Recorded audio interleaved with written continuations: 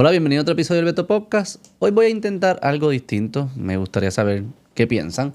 Voy a tomar varias noticias, voy a reaccionar, ¿verdad? Y vamos a hacer un episodio largo donde va a haber varios segmentos de cada noticia y luego también lo saco en clips individuales para los que quieran ver las noticias solamente. Así pueden, los que quieran ver el episodio largo, y ahí tienen todo su resumen de lo que yo entiendo es importante que se escuchó en estos días sobre la política, la economía, la cultura. Y también tendrán los que los quieran ver ¿verdad? Las noticias individuales, tendrán sus clips cortos. Me dejan saber qué piensan. Vamos a empezar con la noticia más importante que yo creo, que salió ayer por la noche. Llegó la motosierra de Milei. La motosierra de Milei. Desde entonces dominó la agenda mediática con comentarios que escandalizan al statu quo. La motosierra de Milei llega a Washington, D.C. ¿Por qué digo eso? Ayer sale un anuncio, ¿verdad? Que Vivek Ramaswamy y Elon Musk van a estar liderando una nueva oficina del gobierno llamada la Oficina de Eficiencia Gubernamental. Aquí vemos la portada. Vivek Ramaswamy fue un candidato en las primarias por el Partido Republicano. Y Elon Musk, todos saben quién es, el magnate billonario, el Iron Man en vida real, que es el dueño de SpaceX, de Twitter, que ahora X, de Tesla, fue dueño de PayPal, un empresario que al final fue bien crucial en la campaña de Donald Trump. Y vienen con la motosierra de Milei. Aquí tengo el comunicado del presidente Trump que dice: I am pleased to announce that the great Elon Musk, working in conjunction with the American patriot Vivek Ramaswamy, will lead the Department of Government Efficiency. El Dogecoin, el que sabe, si no, búsquelo, el Dogecoin. Together, these two wonderful Americans who've paved the way for my administration to dismantle government bureaucracy, slash excess regulations, cut wasteful expenditures, and restructure federal agencies. Básicamente, contrataron a estas dos personas para cortar el gasto excesivo del gobierno, quitar regulaciones, eliminar la burocracia. This will send shockwaves to the system. Va a enviar unas olas al sistema, y cualquier persona que esté envuelta en basura, waste, en desperdicio gubernamental, en procesos innecesarios, ineficientes, va a sentir la presión. Se va a convertir potencialmente en el proyecto Manhattan, el Manhattan Project, que fue el que se desarrolló, ¿verdad? Cuando se desarrolló la bomba atómica para la Segunda Guerra Mundial, que fue un proyecto que unió las mejores mentes científicas para resolver un problema. Pues dicen que esto va a tener esa aura, ¿verdad? De un proyecto revolucionario para transformar cómo corre el gobierno federal de los Estados Unidos. Este es el gobierno federal de Washington, D.C., bajo la administración de Donald Trump. ¿Por qué traen a Elon Musk a hacer esto? Pues él tiene el historial de haberlo hecho en sus empresas. Vamos a escuchar aquí a Walter Isaacson, un biógrafo que escribió recientemente una biografía de Elon Musk, contando una de las anécdotas que demuestra cuán pasional es Elon Musk sobre este tema de cortar ineficiencias.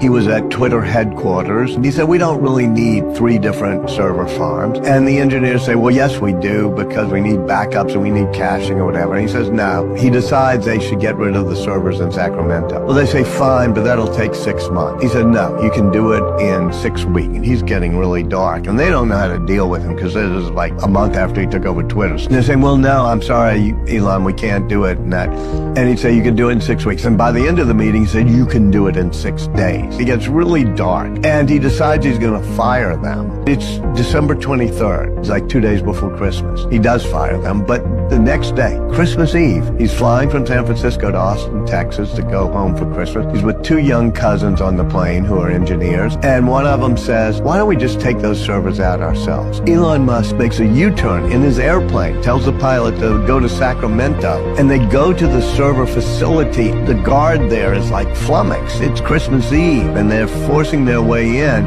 and Musk turns to his bodyguard and says, do you got a pocket knife? The guy goes, yeah, and cuts the cable to the servers, and they got rid of that server farm in Sacramento. But it's why 80% of the people who worked at Twitter when he took it over are gone.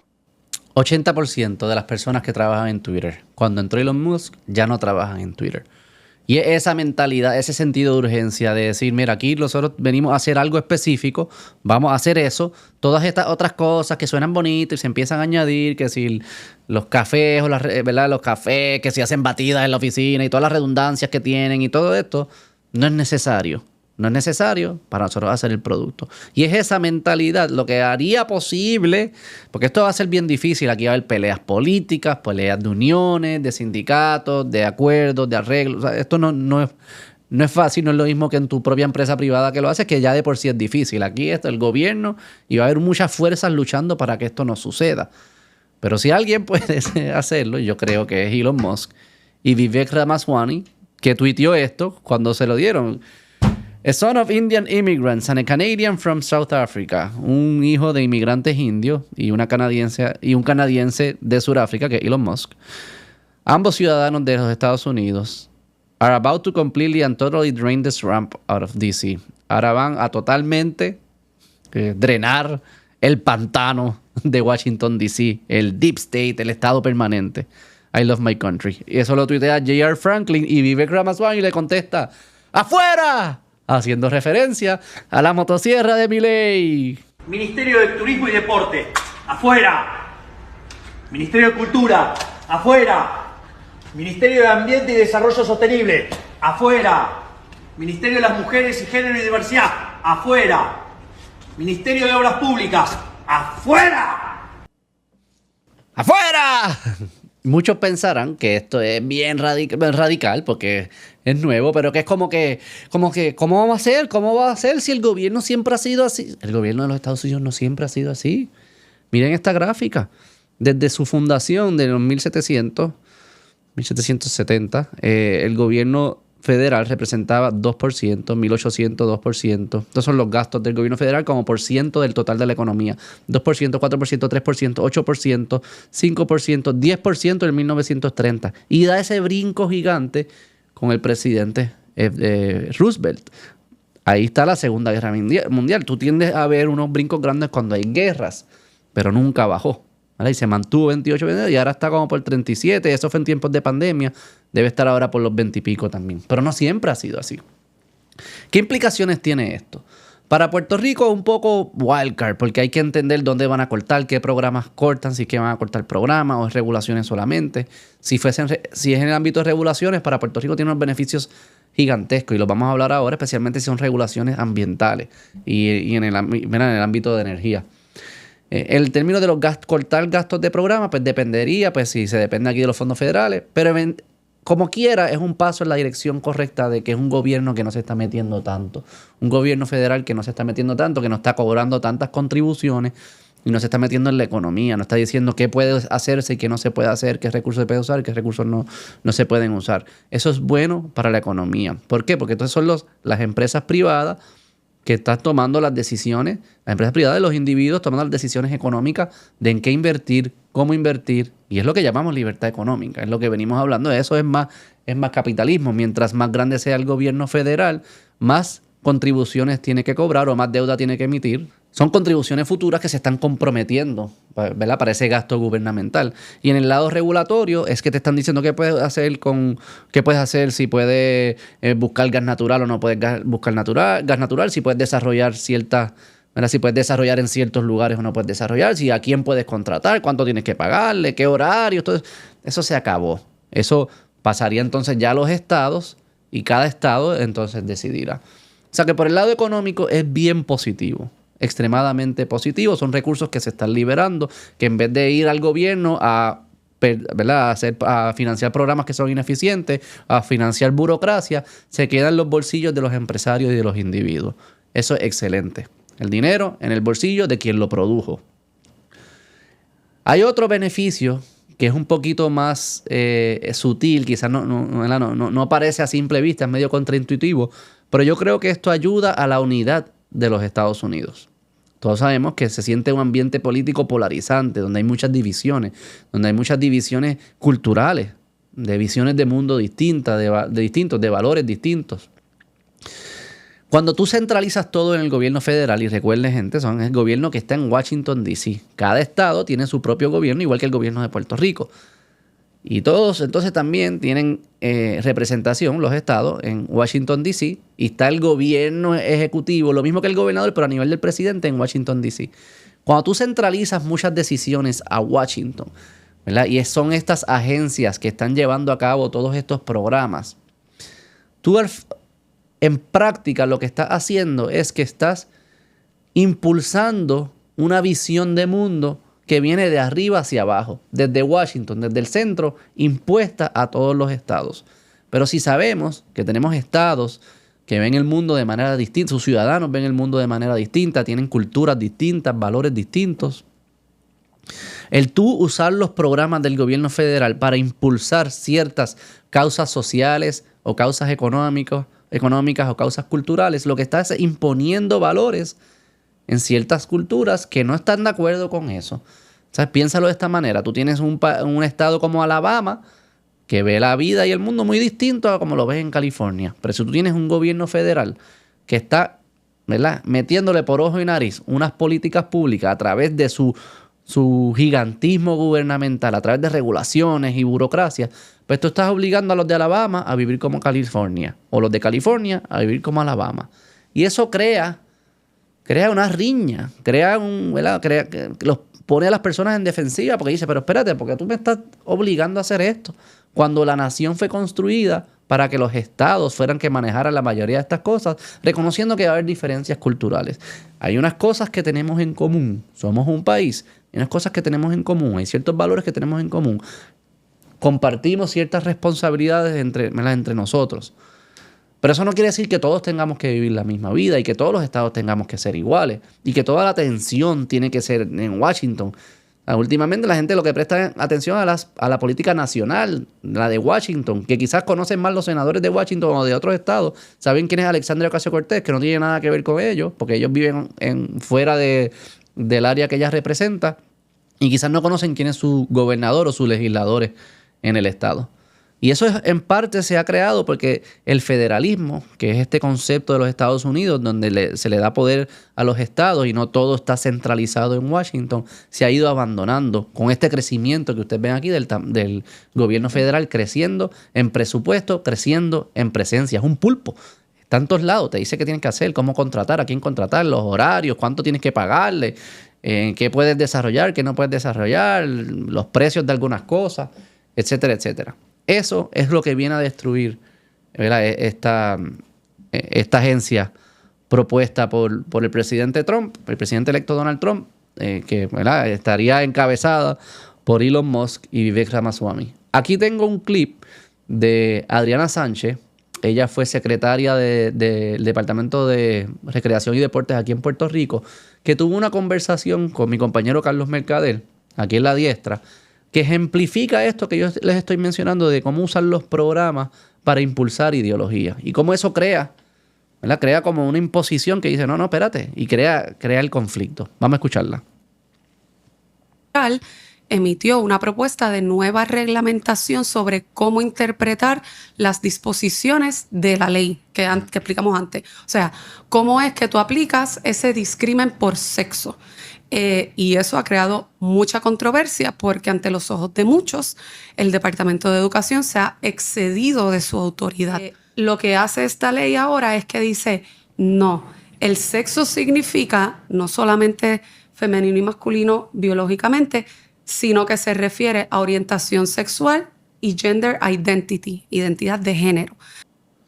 Ahí pueden ver cómo un programa, unos fondos que maneja el gobierno federal a través del Departamento de Educación Federal, que by the way es de los primeros que ya dicen que se va con los panchos, usan esos programas para impulsar y decirte, ¿tú quieres este dinero? Pues tú tienes que tener la ideología de género, de que es la identidad, de que cada cual se identifica como se identifica. Porque si no lo haces, no cualifica los fondos. Y ese gobierno activista, que el papá de eso es Barack Obama, el angelito de muchas personas. El papá de eso es Barack Obama, utilizando un gobierno federal activista que a través de sus agencias, ¿verdad?, con las leyes, el Senado aprueba unas leyes bien ambiguas y vienen las agencias, interpretan esas leyes y entonces se meten, utilizan la agencia de manera activista para impulsar ciertas ideologías, si es que tú quieres participar de ciertos fondos que, ¿verdad?, que te ofrecía el gobierno federal, en este caso el Departamento de Educación. Que eso se va, eso si ellos logran lo que dicen con esta agencia de eficiencia, eso también se logra. Y ya entonces queda a los estados o a los condados o a las ciudades, a las comunidades más pequeñas, a la gobernanza más cerca al individuo, a determinar cuáles son las políticas sociales, cuáles son los valores, ¿verdad?, etcétera, etcétera. Que yo creo que esto es una gran victoria. Yo creo que también demuestra que lo que te vendían de Donald Trump, de que lo que él quiere es centralizar el poder y ser un dictador, que al final pues un dictador necesita centralizar el poder para poder lograr su misión de dictadura, es falso. O sea, un dictador, su primer paso no fuese crear un gobierno, crear una agencia que viene a cortar ahí la mayoría de las regulaciones y a quitarle cierto poder a la rama ejecutiva del gobierno federal y devolverle ese poder a los individuos o a los estados o a las empresas. Yo creo que esto es una gran victoria. Si eso se logra, al final, como dije, aquí hay un riesgo de ejecución gigantesco, pero si se logra, es en el camino correcto, y el hecho de que lo estén hablando a ese nivel, yo creo que demuestra la influencia de Javier Milei y de esta filosofía de un gobierno pequeño, de libertad del individuo, y cómo eso ha vuelto a estar en el corazón y en las raíces de los líderes, especialmente ¿verdad?, ahora en este ejemplo en los Estados Unidos. También en Puerto Rico se empieza a ver y vamos a hablar de eso ahora. Pero yo creo que esto es una gran victoria, un paso definitivo y un paso positivo de la administración que se avecina, ¿verdad?, la segunda administración de Donald Trump, el segundo término del presidente electo, Donald Trump. Por esa misma línea, yo creo que esto, como mencioné, tiene unas consecuencias sobre Puerto Rico, algunas son impredecibles, pero una de ellas me parece que es si ellos desregulan todo el ámbito que tiene que ver con la energía, ¿verdad?, con la excavación, con la búsqueda de nuevas energías, ¿verdad?, poder excavar nuevos fosas de gas natural, extraer más petróleo. Fuese excelente, ¿verdad?, para los Estados Unidos, y fuese excelente también para Puerto Rico. Jennifer González lo ha mencionado, que parte de sus prioridades es el tema energético. Está todo el tema de Luma, que es complejo, y vamos a ver cómo eso juega. Yo no estoy tan alineado con su posición de que lo mejor es cancelar a Luma, regularlo 100%. Pero además de eso, ella ha hablado, ¿verdad?, de traer el gas natural, de enfocarnos en las energías que sabemos que funcionan. Ahora más si Estados Unidos va a seguir siendo el productor y quizás los costos bajan allá, al desregular debería poder aumentar la oferta, la inversión, reducir los costos y tener un gas más accesible para Puerto Rico. Aquí ya está Jay Fonseca, yo creo que más criticándola. Jago embadurna de gas natural. Como que aquí viene a empujarnos el gas natural. Yo creo que esto es súper positivo, que la gobernadora electa esté diciendo, mira, en verdad lo que tenemos que enfocarnos es lo de Luma, número 1, y número 2, traer el gas natural, una fuente de energía que funciona, que es económica, que es estable. No dejar de invertir en las otras si tienen sentido. Pero esta prioridad de poner la solar por encima de esto y no hacerle caso al gas natural no tiene ningún sentido. Y yo creo que se alinea bien con lo que está pasando allá en Washington. Además de eso, salió ayer alguien con quien he desarrollado la relación, un ex invitado de aquí del podcast, el licenciado Ángel Rivera de la Cruz, sacó un artículo anoche en Microjuris, el precipicio de la generación eléctrica del 2027. Él está hablando aquí de lo que hemos hablado en este podcast sobre la generatriz de carbón AES y el riesgo que presenta para Puerto Rico, el hecho de que se tienen que ir en diciembre 31 del 2027, se tienen que ir de Puerto Rico y perdemos 400 megavatios de producción, de la producción más económica y más estable. Dice Ángel. Ese mismo día, el negociado de energía inició un cuarto proceso de licitación donde se estableció un tope de precio de 12.5 centavos por kilovatio. Esos son los tramos de licitar a ver si aparecen fincas de energía renovable que puedan cumplir con las expectativas de 12 centavos por kilovatio hora. Aún así, en comparación, AES genera electricidad de 8 a 9 centavos. No obstante, y basado en las estructuras de precios que se presentaron en los primeros 3 procesos de licitación para energías renovables, existe gran incertidumbre sobre si ese cuarto proceso resultará en ofertas de recursos de generación en las cantidades requeridas por el Plan Integrado de Recursos para el retiro responsable de las unidades actuales de generación a base de combustibles fósiles, principalmente bunker y diésel, no las de gas natural. Identificar recursos que puedan sustituir de manera efectiva los activos que deben retirarse es necesario para garantizar el suplido de la demanda energética de manera confiable y segura durante los próximos años. Es preciso destacar que según el más reciente estudio de adecuación de los recursos de generación publicado por Luma el 31 de octubre del 2024, si no se identifican recursos necesarios para sustituir la capacidad de 454 megavatios que representa AES, una vez se retire esta última, se estima que el sistema de generación no podrá suplir la demanda de electricidad en al menos una hora en 140 días del año. O sea que la mitad del año, más o menos la mitad del año, un poco menos, por una hora no va a poder suplir la demanda, la generación que tenemos actual, una vez remuevas AES y no lo sustituyas.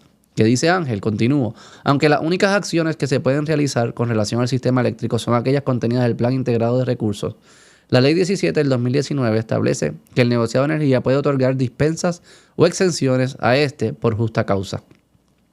De ordinario, esta es una herramienta que debe utilizarse de manera restrictiva.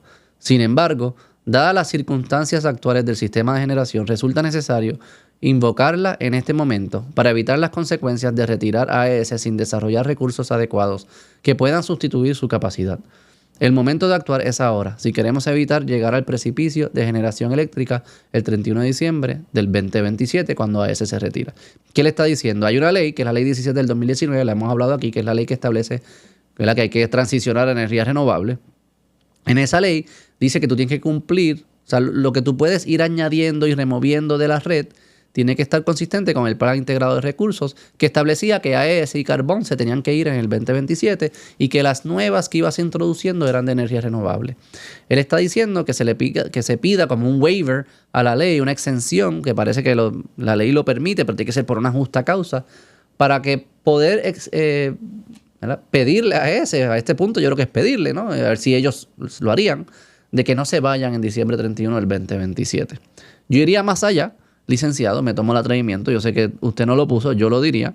Yo iría más allá a decir que lo que tienen que hacer es derogar la Ley 17 del 2019. Tener una ley que nos obliga a hacer algo que sabemos que no es bueno para nosotros. Los estudios lo han dicho, la experiencia lo ha dicho, la data en otros lugares lo ha dicho.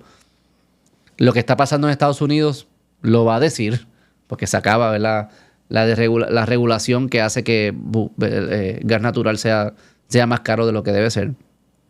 Si logran, ¿verdad? Por eso lo de la eficiencia es tan importante. Pero todo eso nos deja saber de que seguir persiguiendo esto de energía renovable no es el momento para Puerto Rico. Y yo no creo que tenga sentido mantener esa ley y mantener esas metas. Yo derogaría la Ley 17 del 2019. Eso te permite varias cosas. Te permite atender lo de AES, como muy bien menciona el licenciado, y te permite abrir los tramos nuevos de inversión adicional de energía más allá de energía renovable. Y creo que es consistente con la visión de la gobernadora electa para que el gas natural juegue un papel más importante en la generación en Puerto Rico de lo que juega hoy. Hoy en día no es que sea muy grande, aquí principalmente es diésel, que es como vivir en los años, ¿verdad? Bueno, hace 50 años lo que se hacía. Que por ese lado positivo, lo que se está viendo de Jennifer González, por el lado de la energía, lo de Luma sigue siendo un wildcard. Pero otra cosa positiva, que va consistente con eso que escuchamos allá de la administración de Donald Trump y de Javier Milei, es una gobernadora que en un story aquí ¿verdad?, en su cuenta de Instagram, ella como que puso una foto, aquí lo pueden ver, unas fotos con unas etiquetas de parece que las cosas más importantes en su mente incluye eficiencia, democracia, unión permanente, menos impuestos, libertad económica y futuro. Yo creo que es la primera vez que yo escucho a algún gobernador electo o alguna figura política importante en Puerto Rico que dice que parte de sus metas y principios guías para su administración es la libertad económica. Eso es resultado del trabajo que ha hecho el Instituto de Libertad Económica. Hay que dársela a Jorge Rodríguez, que ha introducido este lenguaje aquí a Puerto Rico. Pero todo este fenómeno mundial, y yo creo que Javier Milei es como la cara, es el poster child de eso, que ha influenciado, ha levantado ese espíritu de libertad individual, que es la raíz de muchos de los logros, no muchos, de los logros, es el fundamento de la nación americana y del éxito que ha tenido en la libertad individual. Está codificada en la Constitución, en la Carta de Derechos, la libertad de expresión, la libertad de religión, la libertad económica, la propiedad privada, etcétera, etcétera, que poco a poco se ha ido abandonando culturalmente y por ende políticamente. Como nosotros en la cultura no lo valoramos, pues permitimos que políticos nos las quiten.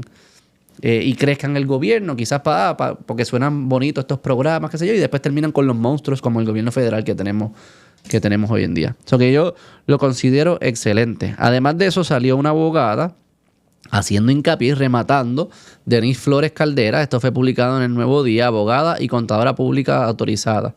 La visión del sector privado en Puerto Rico. De nuevo, rematando sobre la libertad económica. Quiero hacer un watch out importante aquí al sector privado, que tiene que ser cuidadoso cuando se habla de regulación y menciona esto. Sin embargo, un exceso de regulaciones no resulta eficaz. Defendemos la necesidad de reglamentación inteligente, aquella que equilibra el bienestar público con el desarrollo económico, evitando la burocracia y los costos innecesarios para las empresas. Yo creo que ahí hay que ser cuidadosos y tenemos que ser más hábiles definiendo ¿qué regulación es válida? Porque dice, aquella que equilibra el bienestar público con el desarrollo económico. ¿Qué significa equilibrar el bienestar público con el desarrollo económico?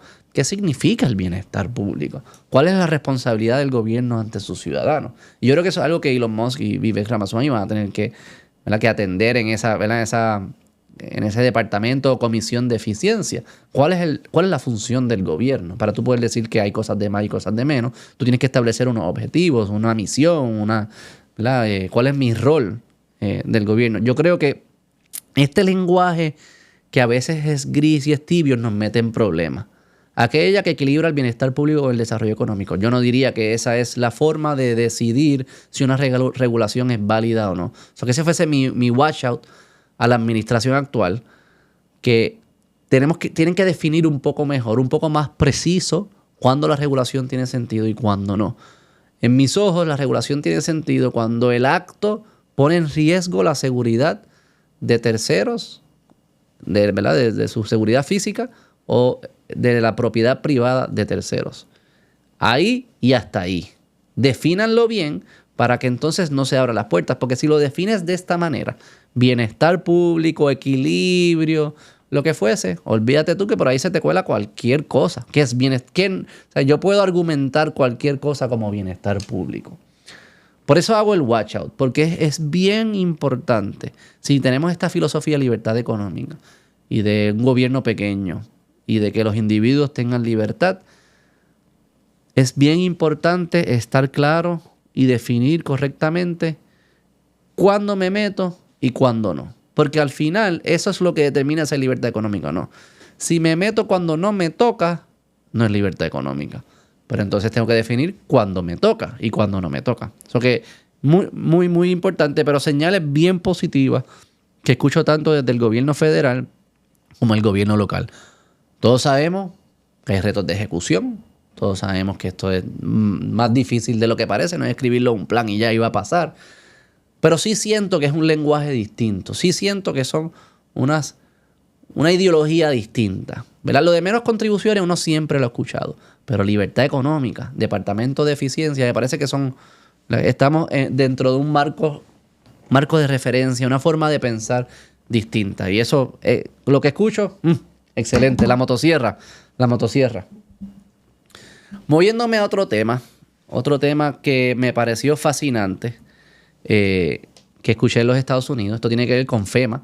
Salió una noticia en Daily Wire, donde salió y que pudieron encontrar que un oficial de FEMA, esto es en la Florida para el huracán Milton, había pedido a los trabajadores de FEMA que saltaran las casas que tenían las pancartas de Donald Trump en el patio. Como que los que estaban celebrando a Donald Trump, ese no lo ayude. Que FEMA no ayude a esos que apoyan a Donald Trump.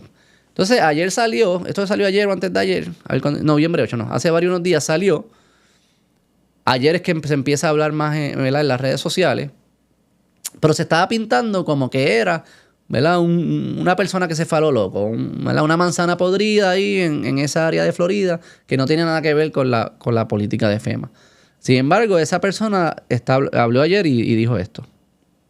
Stating that I was fired.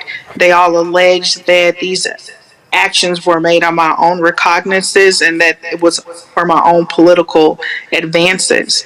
However, if you look at the record, there is what we call a community trend. And unfortunately, it just so happened that the political hostility that was encountered by my team, and I was on 2 different teams during this deployment, they just so happened to have the Trump campaign signage. FEMA always preaches avoidance first and then de-escalation. So this is not isolated. This is a colossal event of avoidance, not just in the state of Florida, but you will find avoidance in the Carolinas. Senior leadership will lie to you and tell you that they do not know. But if you ask the DSA crew leads and specialists what they are experiencing in the field, they will tell you. Demand for FEMA to give you those incident reports. Ahí lo tienen. Ella establece, esto no es un caso aislado y esto viene desde arriba. Esto es garrafal. A esto es lo que lleva toda esta división política y que uno piense que la identidad del otro, que, ¿verdad?, que es menos porque apoya a un candidato político, porque tiene ciertas creencias. Y por mucho tiempo se le atacaba a la derecha, que son los que son retrógradas, son los que no pueden bregar, qué sé yo qué. Y estamos viendo, y yo se lo he dicho y lo sigo diciendo, la izquierda tiene ese problema. Tiene un problema de que agrupa, como en su naturaleza es agrupar por raza, por género, por categorías que se inventan, por política, porque termina siendo por política también. Los que quieren cancelar y qué sé yo, tiende a venir de eso. Se los conté del lado de Chente. Había gente de derecha pidiendo que cancelaran a Chente, ¿no? Había periodistas pidiendo que cancelaran a Chente. Periodistas de izquierda. Es una cultura que termina en ese tipo. ¿Cómo tú vas a negarle a un vecino tuyo o a un cociudadano tuyo el apoyo que necesita después de un huracán por el único hecho de que apoya un candidato que tú no apoyas? Un candidato que fue presidente, va a volver a ser presidente, fue presidente electo ahora, que tiene apoyo de millones y millones de estadounidenses, la mayoría de los estadounidenses, sí, ¿verdad?, a base de la última elección. Y aún así, personas dicen, no, si tú apoyas eso, tú no eres digno. Tú no eres digno del apoyo de FEMA, tú no eres digno de nada, ¿verdad?, de mi trato. Vamos a escuchar aquí a Charlamagne tha God, un comentador de radio y de podcast bien conocido, también de izquierda. Y mira cómo hablan ahora de Caitlyn Jenner, ¿verdad? Bruce Jenner, que transicionó a Caitlyn Jenner, ¿verdad?, el atleta olímpico. Mira cómo habla de Caitlyn ahora. Caitlyn wants to put his right foot in, take his right foot out, put his left foot in, take her left foot out, pee at a urinary stall and shake it all about. But that is not how any of this should work. But you know what? At the end of the day, Caitlyn, you can change the top layer, but you was who you was before you got here. And what you are is a rich white male. And that's why I keep saying him when I shouldn't be. But I can't stop seeing Caitlyn as a rich white male. And that identity, pun intended, trumps all. Please let Chelsea Handler give Caitlyn Jenner the biggest hee-haw. Hee-haw, hee-haw. That is way too much Dan mayonnaise. He's just a rich white man. That is so crazy. And everybody need to cut it out. Now, okay? You say it is fine. As soon as Jeff said it, off with her head. Period. All I'm simply saying but is... But he's a rich white woman. No, he's a rich white man. And he acts like one. But... ¿So qué?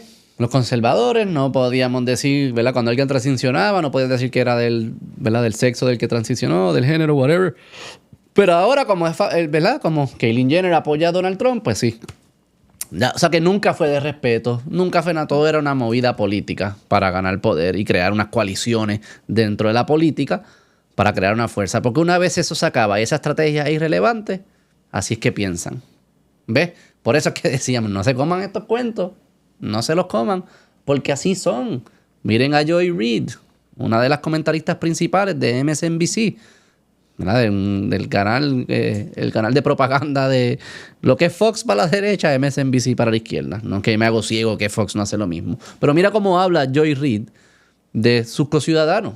Miren el lenguaje, miren cuál tiene que ser tu lente de referencia, cómo tú tienes que ver el mundo para hablar de esta manera. Hey, I just want to give some free advice to the white progressives, particularly white progressive women who may be thinking about marching against the Trump victory, maybe putting back on the P-word hats and doing that thing. I would just say probably don't send any of those invites to any black women you know. I'm just going to tell you right now, they're not coming. I'm pretty sure black women have resigned from the Save America Coalition, Save Democracy Coalition, and definitely the Save the Democratic Party Coalition.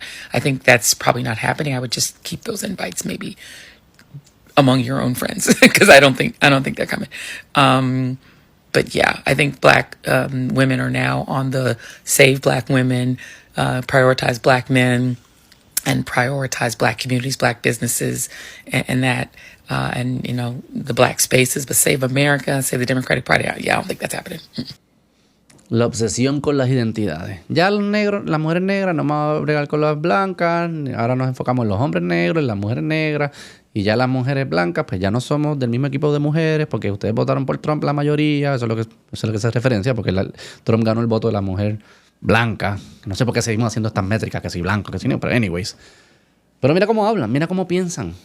Todo es picarlo en cantito. Tú no eres de mi equipo, si haces esto. O sea, no es como que estamos tratando de construir nada juntos, es picarlo en cantito y tienes que juzgarme por las identidades de la raza y del género. Y por estas razones es que viene la motosierra de Milei. Desde entonces dominó la agenda mediática con comentarios que escandalizan al y para la prensa. La catimba que cogieron fue por esta misma razón, por estar hablando así a las personas. CNN, Wool Axe, se van los top stars in layoffs that 200 fired as ratings continue to tank. CNN, para los panchos. MSNBC, para los panchos también. Sigan hablándole a las personas de esta manera y ya las personas decidieron, ya.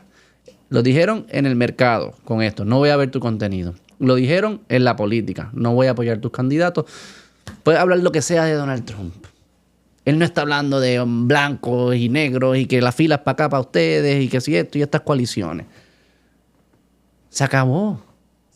La política de identidad de Estados Unidos se acabó. La izquierda no se acabó porque ellos van a inventar otras cosas y hay que estar pendiente. Y en Puerto Rico no se ha acabado porque estamos empezando la batalla ahora cuando ya se está terminando. Son temas de la colonia y de la isla. Pero el punto es que se acabó. ¿Y qué lo viene a sustituir? Lo que lo sustituyó en esta campaña. Los medios alternativos, los podcasts, la diestra.